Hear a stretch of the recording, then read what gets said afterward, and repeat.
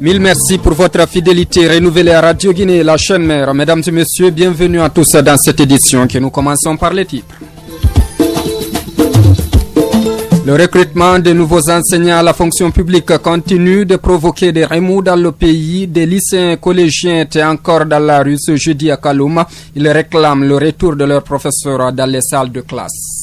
Les profs ne rentrent pas en classe. Nous on vient ici, on ne trouve pas les professeurs, donc ça fait mal. Nous réclamons nos droits, Kourma, nous voulons nos droits. La réaction croisée des élèves et du gouvernement dans ce Guinée soir. La crise au sein du patronat guinéen est loin de connaître son épilogue. Si Sékou Cissé se range derrière Ansoumane Kaba, Mohamed Habib Han, lui, reste sur sa lancée et appelle les autres à respecter le verdict. Ça y est, l'information est confirmée. Le nouveau président gambien est arrivé cet après-midi à Banjul. Adama Barrow, c'est son nom, a été accueilli par des milliers de personnes. Le président mexicain ne se rendra plus à Washington. C'est la conséquence de l'annonce du décret du président américain. Et Donald Trump prévoit la construction d'un mur entre le Mexique et les États-Unis. C'est tout pour les titres techniques. Ibrahima Zaka Touré, micro-présentation. Touré. Ali Moussouare, une fois encore, bienvenue.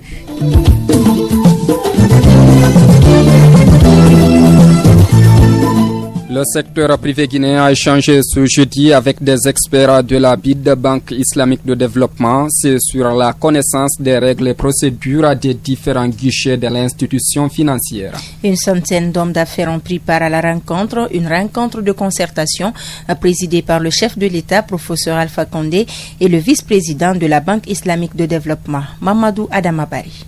Le forum de concertation entre le groupe de la Banque islamique de développement BID et le secteur privé guinéen vise à doter les hommes d'affaires d'un instrument de recherche de financement des projets, rassure la ministre du Plan et de la Coopération internationale, Madame Mamakani Diallo. Au cours de ce forum, les experts de la Banque islamique de développement présenteront les opportunités de financement offertes par la Société islamique pour le développement du secteur privé qui est en charge de la promotion et du développement du secteur privé dans les pays membres. Au cours de la journée de ce jeudi, les opérateurs économiques se sont donc appropriés des règles et procédures pour le financement de leurs projets, ce qui a amené le directeur adjoint de la BID de réaffirmer le soutien de son institution au développement de la Guinée, Dr Mansour Moutar. La groupe Banque islamique de développement, représentée ici par toutes ces filières en charge du secteur privé, est en effet très fière de se joindre au gouvernement guinéen pour organiser ce tout premier forum du secteur privé guinéen, groupe de la BID. À travers cet événement, le groupe de la BID réaffirme son engagement de longue date pour soutenir le développement socio-économique de la République de Guinée. Le forum de concertation entre le groupe de la Banque islamique de développement BID et le secteur privé guinéen est une opportunité que saisit le gouvernement guinéen, convaincu que le secteur privé est le moteur de la croissance durable. À l'ouverture des travaux du forum de concertation entre la BID, Banque islamique de développement, et le secteur privé guinéen, le chef de l'État a plaidé pour que le financement couvre beaucoup plus les opérateurs économiques à moyens limités. On écoute professeur Alpha Condé. Il y a beaucoup de financements de la BID dont nous n'avons pas bénéficié, en dehors des financements de projet de l'État. Alors que la BID finance les entreprises privées et finance le commerce, etc. Donc l'édition que nous avons eue, c'était de demander à la BID non seulement de continuer à accompagner l'État guinéen pour les infrastructures, l'agriculture, l'énergie, mais aussi cette fois d'accompagner des opérateurs guinéens. Mais la BID commence à partir de 5 millions de dollars. Bien sûr, nous avons quelques opérateurs qui peuvent avoir des activités, qui peuvent commander plus de 5 millions millions de dollars, mais ce n'est pas le cas de la majorité. Donc j'ai fait un plaidoyer pour qu'ils acceptent aussi de financer à partir d'1 million de dollars. Sinon, il y a beaucoup de petites et moyennes entreprises ou de peu d'entrepreneurs qui n'ont pas accès. Notre objectif, c'est une croissance à 2 chiffres et pour cela, il nous faut un investissement d'1,5 milliard de dollars par an, public-privé. Et étant donné que les ressources de l'État sont limitées, on ne peut avoir cette croissance à 2 chiffres que si réellement il y a une grande impulsion faite à l'entrepreneuriat privé. Je vais parler par exemple d'un secteur qui est le secteur de la pêche, où presque l'essentiel de nos grands pêcheurs font la consignation des bateaux chinois. Et j'ai demandé que d'ici 2 ans, chacun ait leur bateau. Un de nos points que nous souhaitons aussi, c'est que la BID nous accompagne pour que tous puissent acheter des bateaux. C'est-à-dire que ce soit maintenant la bête guinéenne qui puisse. Vous écoutez à l'instant même le professeur Alpha Condé qui a inauguré hier en compagnie du vice-président de la Banque islamique de développement le centre de santé amélioré de Mafereas dans la préfecture de Forêt-Caria. 2 millions de dollars ont été investis pour la construction et l'équipement de ce centre de santé amélioré. Et c'est le défunt roi d'Arabie Saoudite, Abdallah ibn Abdulaziz Al Saoud, qui a financé les travaux. El Hadj Morlay Souma. Ce centre de santé amélioré de Mafrenya aura pour mission d'offrir des soins de santé maternelle, infantile et génitale. Ensuite, d'assurer l'hospitalisation des cas compliqués dans les domaines de la médecine générale, de la pédiatrie, de la maternité, de la chirurgie générale et des maladies infectieuses. C'est un don du serviteur des 2 saintes mosquées, feu roi Abdallah ibn Abdul Aziz Al Saoud. Dr Mansour Mata est vice-président de la Banque islamique de développement BID. La donation de ces bateaux de 2 saintes mosquées, l'a regretté roi Abdallah ibn Abdullah Aziz Al Saoud, a permis de contribuer aux côtés de la communauté internationale à l'éradication de l'épidémie. Selon Dr Abdourahmane Diallo, ministre de la Santé, l'infrastructure est dotée d'un espace pour les activités de soins, d'un plateau technique constitué d'un bloc opératoire, d'un laboratoire d'analyse biomédicale, d'un centre de traitement de maladies à potentiel épidémique et 2 logements pour les agents de santé afin de répondre aux situations d'urgence. Le chef de l'État, professeur Alpha Condé, a mis l'accent sur l'utilité de ce centre avant d'inviter la population à l'entretien. Nous sommes très heureux d'être ici pour inaugurer cet hôpital. Vous savez, c'est parce que la Guinée n'avait pas de bons hôpitaux et le volant nous a beaucoup fatigués. C'est pourquoi le gouvernement a décidé de doter l'ensemble de la Guinée et surtout les sous-préfectures de centres de santé améliorés afin que nous ne soyons plus victimes d'une autre épidémie et que vous ne soyez plus obligés d'aller jusqu'à Forêt-Caria pour vous faire soigner. Le vice-président de la BID a rassuré de la disponibilité de son institution à accompagner la Guinée dans le financement de ses différents projets de développement. Autre image de l'actualité nationale, on vous le disait dans les titres, des centaines d'élèves ont manifesté ce jeudi dans les rues de Kaloum. Ils protestaient contre le manque d'enseignants dans les salles de classe, une situation qui perdure depuis quelques semaines. Les élèves demandent le retour des enseignants contractuels qui ont boudé les cours après la publication des résultats du concours à la fonction publique. On fait le point avec Algassimou Baldé.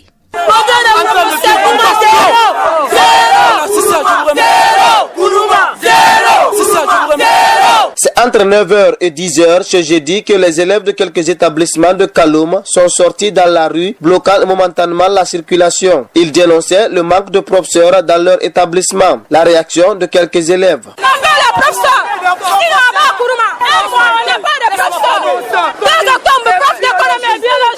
Les profs ne rentrent pas en classe. Nous on vient ici, on ne trouve pas les professeurs, donc ça fait mal. On n'a pas de profs, nous réclamons nos droits. Kourma, nous voulons nos droits. Amène-nous un professeur d'économie, c'est tout ce qu'on te demande. Nous on a besoin de notre prof d'économie. Nous sommes les candidats de baccalauréat, donc on a besoin de notre formation. Envoyez-nous au moins un prof d'économie pour bien suivre les cours. Quelque temps après, commençaient les jets de pierre au niveau du ministère de l'enseignement préuniversitaire. D'autres ministères ont également été saccagés et nombreux véhicules ont aussi essuyé le coup. Ce problème est né de la publication des résultats du concours à la fonction publique. Avec ces résultats, plus de 1000 enseignants contractuels non admis ont boudé les salles de classe, parlant de trahison après des années de service.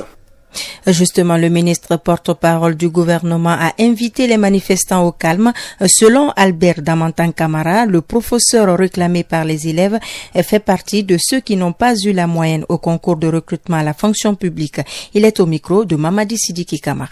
On ne peut pas, au moment où l'ensemble de la Guinée est en train de réfléchir à qualifier notre enseignement, accepter que dans nos classes, il y ait des enseignants qui n'ont pas le niveau. Ce n'est pas de notre volonté. Nous avons fait des évaluations, les copies sont là. Les gens qui ne sont pas d'accord, ils vont, ils vérifient et ils peuvent réclamer. Là, vous avez quelqu'un qui a 3,5 sur 20. Comment on peut confier nos enfants à quelqu'un qui a 3,5 sur 20? Les copies sont là, il y en a plein. Mais jusqu'à présent, on n'avait entendu personne dire on veut qu'on nous embauche parce que j'ai été évalué injustement. Vous dites qu'il y a une promesse du gouvernement, il n'y a jamais eu de promesse du gouvernement de recruter n'importe qui, n'importe comment, à n'importe quelle condition. Il y a des règles, il faut les respecter. Sinon, c'est pas la peine d'organiser un concours. Il faut aujourd'hui que les élèves comprennent. Ceux qui les entraînent dans la rue, c'est ceux-là qui n'ont rien à espérer du système scolaire. Ceux qui ont envie d'étudier, d'avoir une compétence, d'avoir une qualification, qu'ils restent en classe, qu'ils nous expliquent comment ça se passe, pourquoi ils ont été dehors, et on prendra les mesures pour sécuriser les cours. Que les parents d'élèves sachent que le gouvernement ne fait que ce qui est nécessaire pour qualifier l'éducation dans notre pays.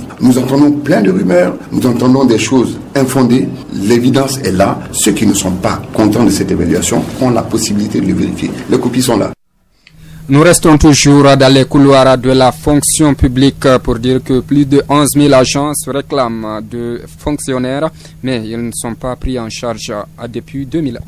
Sur les 11 225 dossiers, seulement 4 806 dossiers sont jugés authentiques. Le ministre de la fonction publique l'a dit lors d'un point de presse ce jeudi. Il a expliqué le niveau d'avancement de traitement des dossiers. Mabinti Kamara. Depuis 2011, plusieurs personnes se réclament fonctionnaires de l'État, mais elles ne sont pas prises en charge. Au cours d'un point de presse, le ministère en charge de la fonction publique tenta de donner des explications sur la situation. Mohamed Traoré est chef de cabinet du dit département et président de la commission chargée des dossiers. Une commission interministérielle a été mise en place et cette commission donc a pris le dossier en main pour décanter ces dossiers-là. Et ils ont sillonné les universités du pays pour authentifier les diplômes. Et les résultats ont été présentés à la commission interministérielle. Et la commission interministérielle a jugé utile d'afficher le résultat. Ces résultats ont été affichés dans toutes les communes de Conakry. Le processus normal des contrôles des dossiers est en cours. Il s'agissait de 11 227 dossiers. Sur les 11 227 dossiers, 4 806 dossiers étaient dignes d'intérêt. Et tous les autres, c'était des faux dossiers, des faux arrêtés et des faux diplômes. On s'est dit qu'il faut donner une possibilité à ceux qui n'ont pas retrouvé leur nom dans ça de faire des recours. L'agent judiciaire de l'État est là pour recevoir toutes les réclamations et les traiter. Si il s'avère que les dossiers sont réels, on l'ajoute sur la liste. Selon le chef de cabinet, président de la commission, un test sera organisé pour que les agents qui seront pris en charge soient orientés en fonction des profils et des besoins des départements ministériels où ils seront engagés. Mabinti Kamara, la 7e session du comité de suivi du dialogue politique se poursuit à Conakry avec la participation de toutes les parties. La CENI est appelée à prendre part à toutes les réunions du comité de suivi et des accords du 12 octobre dernier. Déjà, le cahier de charge pour l'appel d'offres en vue de l'audit du fichier électoral est achevé. Vous écoutez Radio Guinée, la suite de notre journal.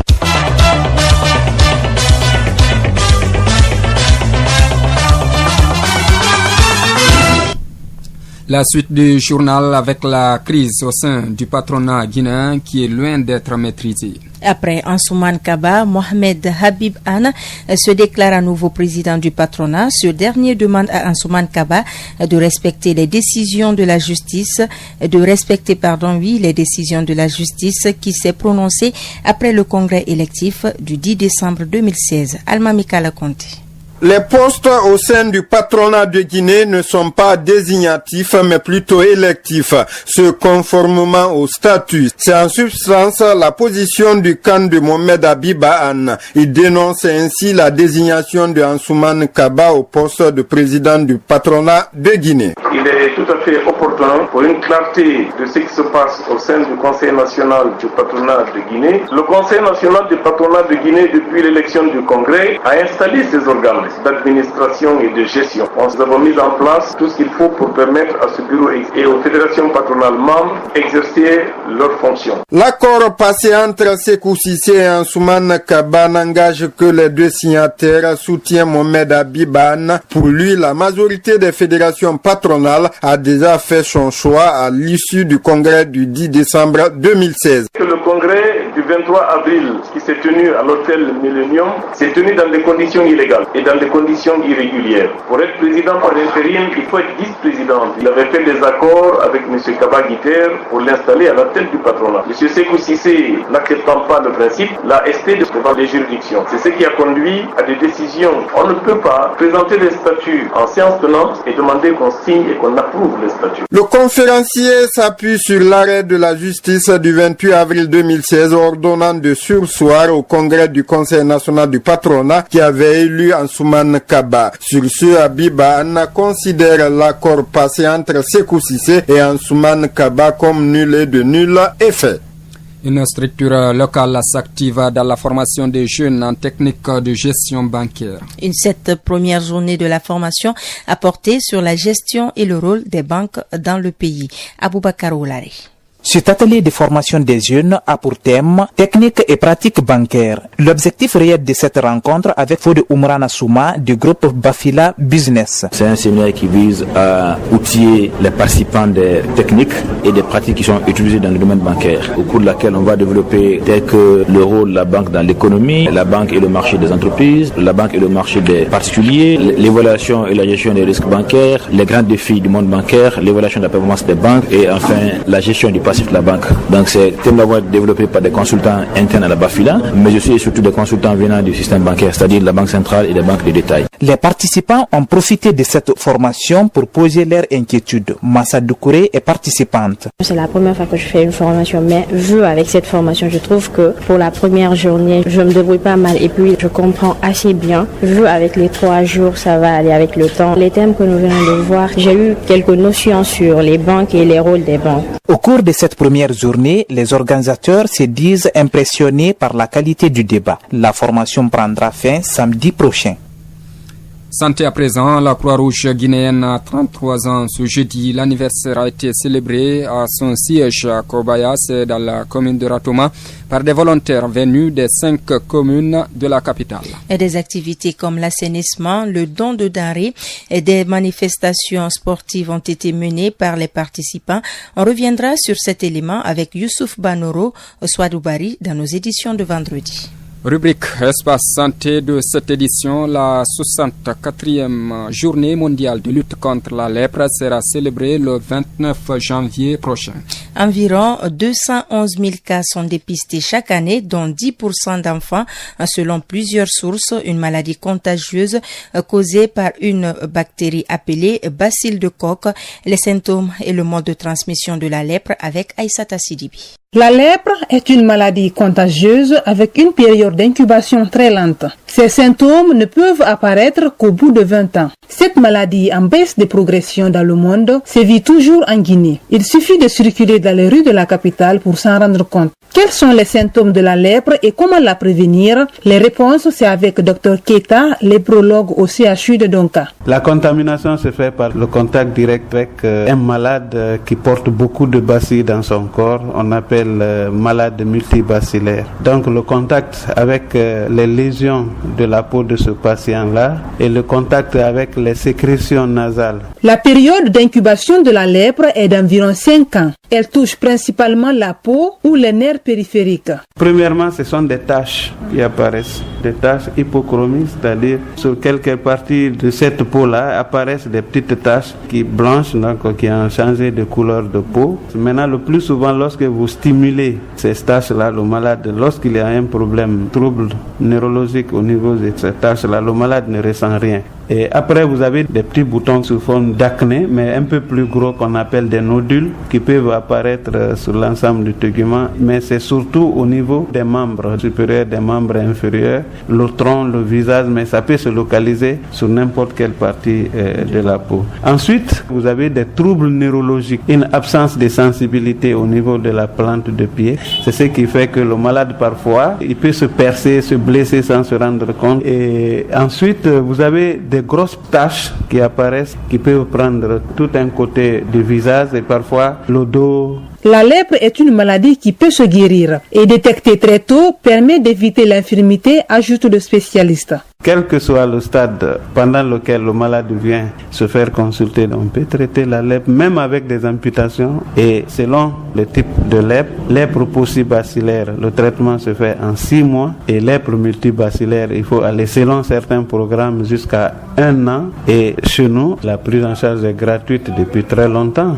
Pour donc prévenir cette maladie, Dr Keita conseille. Tous ceux qui ont eu un parent souffrant de lèpre, ces personnes-là doivent être considérées comme des personnes contacts. Donc, il faut qu'elles s'examinent lorsqu'elles voient quelques petites taches sur la peau ou bien qu'elles constatent qu'il y a des petits problèmes de troubles neurologiques qui surviennent. Pour prévenir, il faut rendre son milieu propre et éviter surtout le contact avec les lésions des personnes qui sont étiquetées porteuses de beaucoup de bacilles dans leur organisme. Alors, consultez vite un spécialiste, car détecter très tôt permettrait de mettre à l'abri ton entourage de cette maladie. Vous écoutez Radio Guinée, la suite de notre journal.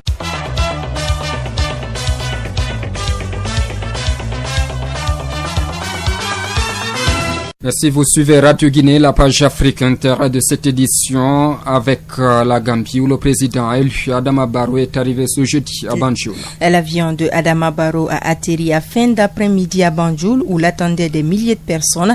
Il était au Sénégal, où il a prêté serment il y a une semaine pour des raisons de sécurité. Mais malgré le départ de l'ancien président, le nouveau président a demandé aux forces de la CEDEAO de rester 6 mois dans le pays. Au Kenya, la justice a donné 5 jours aux médecins et infirmiers pour mettre un terme à leur mouvement de grève. La grève qui paralyse les hôpitaux publics du pays depuis plus de 50 jours a démarré le 5 décembre dernier. Les grévistes revendiquent une multiplication de leur salaire par 4 et les représentants syndicaux devront de nouveau comparaître devant la justice le 31 janvier prochain. Hors du continent, le président mexicain Peña Nieto annule sa visite à Washington.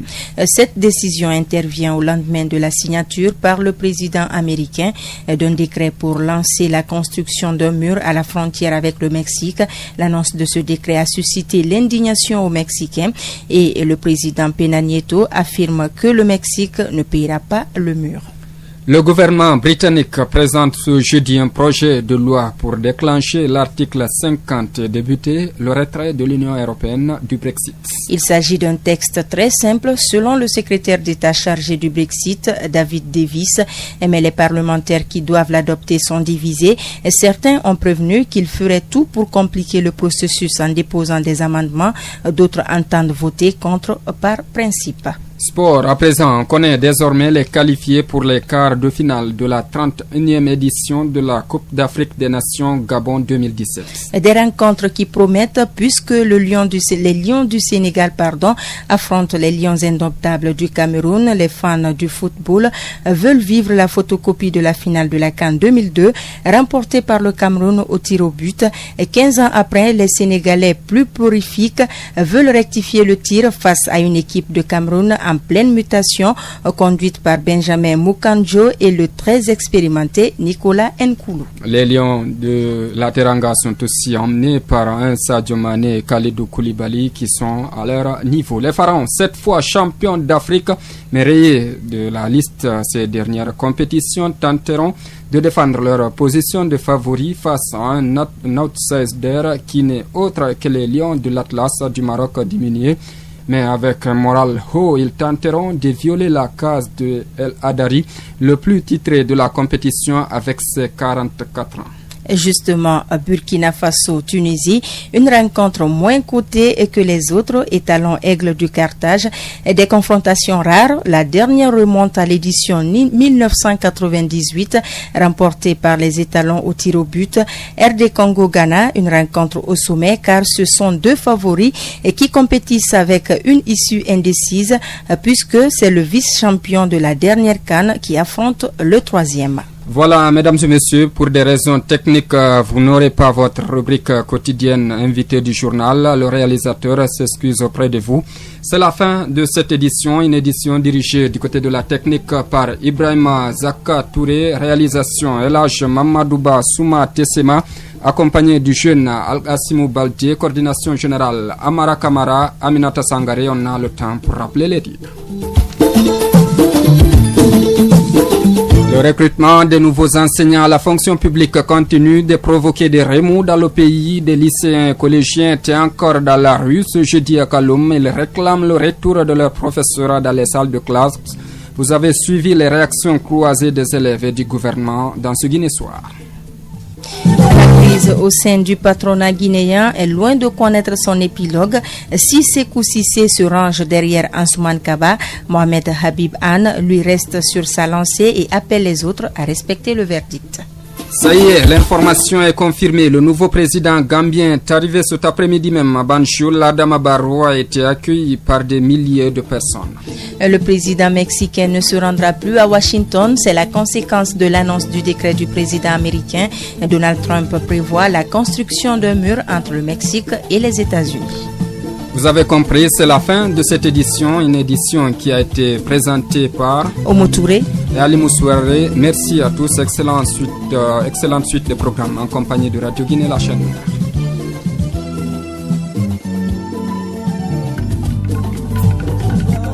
Petit grand-père, pourquoi es-tu tant attaché à cette radio? Écoute très bien, mon fils. Elle est la seule gardienne des vrais valeurs de notre nation. Voilà pourquoi je suis tant attaché à elle. Et je sais que tu te rencontreras toi aussi. Je sais que tu l'aimes. Mon fils, elle est la fierté de notre nation. Elle sert avec moi et cela depuis toujours. Radio Guinée, c'est la radio qui nous écoute et qui nous parle. Grand-père, j'aime Radio Guinée.